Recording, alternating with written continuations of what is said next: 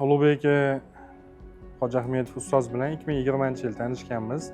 Ya'ni shu Sun High-Tech kompaniyasini yangi ochgan edik. Biz o'zi biznesda aynan quyosh panellari bo'yicha 2010-yildan beri faoliyat olib boramiz, lekin ungacha 2020-yilgacha juda ko'p tepaga chiqib ushlab olgan. Shu 20-yilda Sun High-Tech kompaniyasini ochib, Ulug'bek aka bilan shu Ulug'bek aka haqlarida eshitganmiz. Tanishib, suhbatlashib, shunga amin bo'lganmizki, birinchi navbatda odam o'zini missiyasini aniqlab olish kerak, kompaniyani missiyasini. Shu narsani aniqlashda Ulug'bek aka katta yordam berganlar. Biz asosiy missiyamizni aniqlab olganmiz, oliy vazifamizni, biznesdagi oliy maqsadimizni aniqlab olganmiz. Buning natijasida shu aynan Sun High-Tech kompaniyasida juda katta o'sishlar bo'lgan.